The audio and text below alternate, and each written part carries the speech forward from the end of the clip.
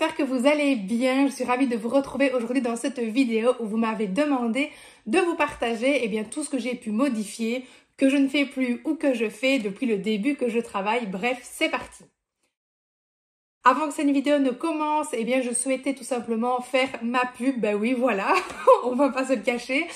Puisque, si vous ne le savez pas encore, j'ai donc lancé une plateforme de vidéos 100% pratique. Et sur cette plateforme, vous avez un module dédié 100% au mindset. Donc, quel état d'esprit je dois avoir justement et comment je peux le travailler pour pouvoir faire face justement à certaines situations problématiques dont on peut faire face dans notre vie de professionnel, que ce soit directement vis-à-vis du patient, du parent ou bien de nous-mêmes. Voilà, quel comportement je peux adopter, comment je pose mes limites, etc. Et dans la deuxième partie, vous avez toutes des discussions de cas. Donc, je vous partage justement mon avis, mon expérience, des idées, des astuces justement par rapport à toutes ces problématiques que l'on peut rencontrer. Donc, du coup, n'hésitez pas à aller jeter un œil déjà à la trame évidemment et de toutes les vidéos qui composent ce module puisque si vous êtes sur cette vidéo-ci, c'est que finalement vous cherchez un petit plus pour pouvoir modifier certaines choses, être mieux dans votre boulot, avoir vraiment votre place de professionnel et je pense sincèrement que ce module pourra vous y aider. Bref, parenthèse fermée, c'est parti. La première chose donc que j'ai modifiée et de nombreuses fois en 8 ans, c'est vraiment mon horaire. Pour vous parler de mon expérience personnelle, quand j'ai démarré, je n'avais que 5 patients et du coup forcément mon horaire était rikiki et c'était même pas un horaire réellement à proprement parler. Petit à petit, j'ai évidemment eu de nouveaux patients que j'ai greffés à cet horaire, mais donc il y en avait un par-ci, un par-là, etc. Aujourd'hui, clairement, même s'il n'y a pas beaucoup de patients, je ne leur laisserai pas le choix de prendre la place qu'ils veulent et finalement que ce soit une contrainte pour moi parce que je devais me déplacer pour une demi-heure par-ci, une demi-heure par-là, etc.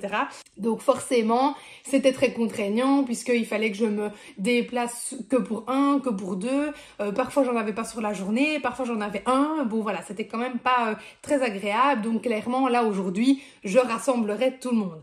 La deuxième erreur que j'ai fait au tout début, parce que j'étais très stressée, c'est que ça m'est arrivé une fois en tout cas, mais je m'en souviens, où j'ai demandé à une maman combien de fois elle voulait venir sur la semaine et elle m'a dit je ne sais pas, c'est à vous de me dire combien de fois sont nécessaires et là je me suis dit oulala mais qu'est-ce que je ne lui dis pas là.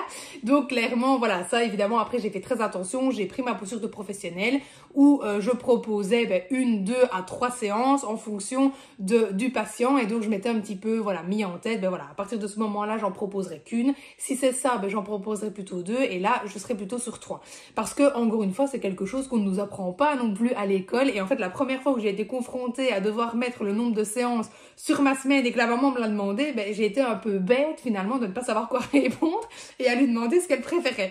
Donc voilà, ça c'est vraiment quelque chose aussi que j'ai un petit peu travaillé de mon côté et où je me suis dit quels critères finalement je vais observer pour pouvoir fixer mon nombre de séances, à savoir que bien sûr c'est quelque chose qui se réévalue non-stop en fonction des progrès ou pas du patient. Mais donc voilà. Ensuite au niveau des horaires évidemment des vacances où aussi il y avait du laisser aller, je laissais un petit peu les gens venir, pas venir et j'osais pas dire grand chose parce que j'étais une toute jeune, je venais de démarrer, j'étais déjà contente d'avoir des patients, du travail, donc j'osais pas trop dire et je les laissais finalement un peu faire ce qu'ils voulaient, ce qui a fait que petit à petit je me suis fait complètement marcher dessus. Je n'étais plus décisionnaire de mon propre horaire. Donc clairement, ça n'allait pas du tout. Il y avait vraiment un problème. Ce qui a fait que j'ai eu beaucoup d'annulations, beaucoup de lapins, parce que vraiment, je me suis laissée déborder totalement.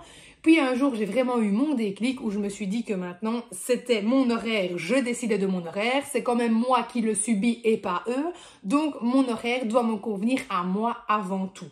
Bien sûr, je fais des concessions et j'essaie d'arranger tout le monde, mais je ne dirai pas oui à quelque chose qui ne me convient pas tout simplement. Au niveau des vacances aussi, pour l'horaire, j'ai évidemment changé, c'est-à-dire que maintenant, à Noël, mais évidemment ce n'est que mon expérience personnelle, je ne prendrai plus jamais les enfants aux vacances de Noël. Je l'ai fait la première année, je vous assure, je pleurais, en fait il n'y a personne qui venait, ils m'annulaient, ils m'oubliaient et moi encore une fois, j'étais toute jeune, donc j'avais pas encore mon portable pour envoyer un petit SMS de rappel ou pour savoir s'il venait ou pas. Dans le doute que le patient soit en retard, ben, je les laissais, j'attendais 10 minutes et puis finalement ben, trop tard pour appeler le suivant, qui faisait pareil et ainsi de suite. Enfin bref, ça a été un enfer, je vous assure, je me souviens, le 26 décembre, j'ai pleuré toute la journée. J'avais une journée de 8 à 18h30 et je n'ai eu qu'un patient sur ma journée. Et à ce moment-là, je me suis dit, terminé les enfants, je ne prendrai plus que les adultes, au moins eux, je suis sûre qu'ils sont là, puisque souvent c'est moi qui y vais, c'est à domicile ou à l'EHPAD, au home, et ceux qui viennent à domicile, généralement, sont là aussi. Et donc voilà, ça c'est vraiment quelque chose que j'ai changé, et plus jamais je ne prendrai les enfants sur les vacances de Noël, ça c'est clair, parce que même si pendant les grandes vacances, ça change beaucoup, parce qu'il y en a qui changent d'avis, qui finalement prévu un truc qui n'était pas prévu, etc. Mais généralement, et surtout depuis que j'ai mon portable professionnel, eh bien, ils me préviennent. Et donc ça aussi, c'est quelque chose que du coup, j'avais mis en place, c'était le portable pro, parce que au moins, un SMS, généralement, ils prennent le temps de l'envoyer, que d'appeler, ils ne le faisaient pas. Et donc, bah, devine si on vient ou pas. Bah non, en fait, ça ne nous convenait pas du tout. Donc voilà, ça a été un petit investissement en plus, mais au moins qui a porté ses fruits, puisque je suis maintenant généralement dans 99% des cas prévenus, ce qui me permet de modifier mon horaire et donc de garder le smile sur ma journée. La deuxième chose que j'ai beaucoup modifiée évidemment au fil des années, c'est la rédaction des bilans, ou en tout cas comment je rédigeais mes bilans et le temps que j'acceptais de prendre et de mettre sur ces bilans, tant, je le rappelle, privé et privé, quoi, voilà, tout simplement, qu'on accepte de mettre dessus. Donc, j'ai vraiment changé beaucoup de choses parce que, je me suis vraiment auto-convaincue que je n'étais plus à l'école, que je n'avais plus besoin de faire des bilans aussi poussés parce qu'en fait, si je n'en ressens pas le besoin, parce que c'est pas utile de le faire, que personne ne lit mon bilan, que je suis la seule finalement à devoir faire le bilan pour savoir moi où j'en suis et où je veux travailler, et c'est ce qui me suffit finalement pour savoir où je vais, et que de rédiger des choses en allant à l'essentiel était clairement suffisant. Tant que les informations sont dedans, c'est absolument ok. Et je vous renvoie évidemment à la vidéo complète que j'ai faite sur la rédaction des bilans en elle-même, qui ne concernera pas évidemment les Belges avec leurs nombreuses exigences, et c'est aussi ce qui fait que je n'avais pas envie de bosser en Belgique, voilà. Mais je suis sûre que ça pourra tout de même vous aider sur l'organisation, notamment de quand, comment rédiger votre bilan, à quel moment, comment vous pouvez gagner du temps aussi pour pouvoir ne pas en fait avoir votre pile qui s'accumule et puis finalement qu'on n'a jamais envie de se plonger dedans. La troisième chose, c'est ma façon de gérer les annulations et les lapins qui était totalement inexistante au début, jusqu'à ce fameux déclic dont je vous parlais, où là, clairement, je me suis dit que ça n'allait plus aller. C'était mon horaire, c'était mon cabinet, qui est en fait ma deuxième maison. Limite, c'était là que je passais le plus de temps. Et donc, en fait, comme les gens rentreraient chez moi, et bien là, ils rentrent aussi dans mon espace privé et ça doit fonctionner en fonction de mes règles et de mes limites, que j'ai donc petit à petit fait respecter. Et donc, voilà, j'ai été beaucoup plus stricte par rapport aux annulations et au lapin. Évidemment, ce sont des règles qui sont propres à chacun, que vous devez vous-même vous fixer en fonction de ce que vous êtes ok ou pas, évidemment, de mettre en place. Mais vous devez surtout respecter les limites que vous vous imposez, parce que sinon, après, ça part en cacahuète totale et puis on se retrouve à être totalement débordé et à ne plus oser rien dire et à cesser marcher dessus, ce qui m'est arrivé jusqu'au jour où, voilà, encore une fois, j'ai eu mon déclic et puis depuis, j'ai rarement eu des problèmes parce que j'ai pu sévir assez rapidement avant que ça ne s'enclenche dans un cercle vicieux où finalement on n'arrive plus à sortir de certaines prises en charge totalement inutiles et inefficaces puisque non-investissement, voire non-présence du tout. Ensuite, mon organisation, évidemment, a évolué en fonction du nombre de prises en charge, en fonction du nombre de patients, du nombre de bilans à rédiger, en fonction de mes jeux, etc.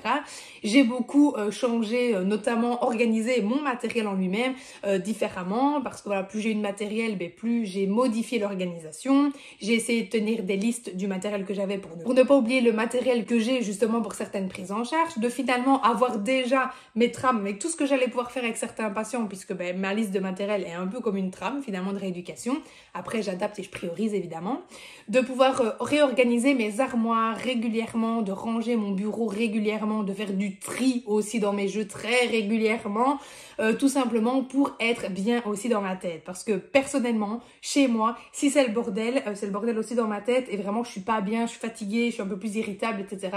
Dès que ma maison est clean, clairement je vais mieux, on se sent vidé, on se sent remis à neuf, quoi. C'est pareil pour moi dans le bureau. Je me suis vraiment rendu compte compte que il fallait que mon bureau soit clean, que mes jeux soient bien rangés, que je puisse facilement retrouver mes jeux, que je puisse avoir conscience du matériel que j'avais pour pouvoir être plus efficace aussi dans mes prises en charge, de trouver tout de suite le matériel dont j'ai besoin, de pas chercher des heures à qu'est-ce que je vais faire. Ben non, parce que là mon matériel est organisé, rangé, je sais où il est, je sais ce que j'ai et du coup on gagne un temps fou tout simplement.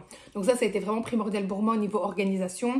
Ensuite il y a l'organisation bien sûr de l'horaire où moi j'ai décidé d'organiser mes domiciles le matin et le home pour qu'une fois que j'arrive au cabinet je n'y bouge plus. Voilà, ça me permettait de gagner du temps, de pas perdre de temps, de voyager etc. pendant la journée et d'avoir des journées plus ou moins construites, voilà, en fonction de ce qui me convenait à moi.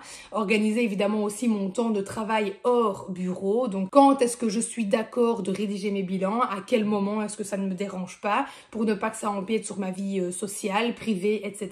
Voilà, tout ça vraiment ça a fait partie d'un gros travail que j'ai mis en place petit à petit. C'était hyper important pour moi d'être organisée à tout niveau pour vraiment être finalement la plus au clair possible avec ce que j'avais envie de faire ou pas faire. Et la dernière chose évidemment que j'ai modifiée, c'est par rapport aux vacances. Je ne m'octroyais jamais de vacances, juste 15 jours une fois par an et ça je l'ai fait pendant presque 5 ans. Et à un moment donné, on arrive, on est crevé, on est sur les rotules parce que on veut bosser, on veut montrer qu'on bosse, on n'a pas envie, on a peur peut-être d'avoir des réflexions des patients qui m'est déjà arrivé, qui me disaient encore en vacances alors que je ne prenais que 15 jours par an, sauf que ce sont des patients qui eux ne viennent pas pendant les vacances scolaires. Mais ça c'est pas votre problème en fait, c'est pas parce que eux ne viennent pas que vous ne travaillez pas, que vous n'êtes pas là. Et ça j'ai réussi à faire la part des choses petit à petit, à me dire que si je mérite de prendre du temps pour moi, je mérite de prendre des vacances, personne ne va mourir même si j'en prends 3-4 fois par an, j'ai le droit en fait de faire ce que je veux, d'être libre de mon horaire, surtout quand on est indépendante, et de justement pouvoir aller me ressourcer avant de rendre justement cette énergie à mes patients et dans mes prises en charge, parce que forcer, ça n'a rien de bon, on n'est plus productif, on arrive sur des périodes où on est complètement de lavette et on ne fait plus rien de très constructif, ce qui est ok aussi évidemment, on a le droit d'avoir des moments où on a moins d'énergie. C'est souvent sur ces moments-là que je sors moi des petites fiches ou bien des petits exercices sur la tablette, voilà, on souffle un peu, on reste dans quelque chose de constructif mais de plus light, c'est ok aussi. Mais du coup voilà, clairement prendre du temps pour moi c'est ok, surtout qu'après j'ai enchaîné avec la boutique, les salons c'est souvent le dimanche et quand on fait une journée où on se lève à 5 h du mat, qu'on a préparé tout pour partir, qu'on range la camionnette, qu'on décharge la camionnette, qu'on installe le stand, qu'on passe la journée complète à raconter la même chose sur le matériel, à encoder les commandes, à parler avec des gens, il faut être concentré non-stop toute la journée, puis on remballe le stand, puis on remballe la camionnette, puis on refait le trajet, et souvent on a 1 heure, 1h30 nous, vu qu'on est vraiment au bout, et clairement je suis maquée. Donc de base, j'allais quand même le lendemain bosser. Aujourd'hui, c'est quelque chose que je m'octroie, c'est-à-dire que j'ai fait une journée de dingue, j'ai le droit le lendemain de prendre ce temps pour me reposer un petit peu avant de reprendre. Parce que c'est pour partir déjà sur les genoux au début de ma semaine, c'est pas possible. Après, je suis morte et on est mercredi, on est à la moitié et je suis déjà morte. Donc du coup, c'est pas la peine. Donc ça, voilà, c'est le genre de choses que je m'octroie et que je me suis octroyée petit à petit en me rendant compte que j'étais pas une machine, j'avais le droit d'être malade, j'avais le droit d'être fatiguée, j'avais le droit de prendre du temps pour moi, c'était ok. Et ceux pour qui ça n'était pas ok, la porte était là. Voilà. Bref, voilà donc pour cette vidéo, j'espère qu'elle vous aura plu. Je vous attends dans les commentaires, dites-moi un petit peu les choses que vous avez modifiées également en fur et à mesure des années, peut-être aussi des choses qui vous font peur si vous ne travaillez pas encore et que vous ne savez pas trop quelle organisation adopter pour telle ou telle chose, quel comportement adopter pour telle ou telle chose, n'hésitez pas à les mettre dans les commentaires, c'est vraiment chouette de pouvoir discuter. Et n'oubliez pas également de jeter un œil à ma petite formation Mindset et discussion de cas qui, je suis sûre, pourra vous apporter un plus dans votre vie professionnelle. Bref, je vous dis à dimanche prochain à 21 h pour une nouvelle vidéo.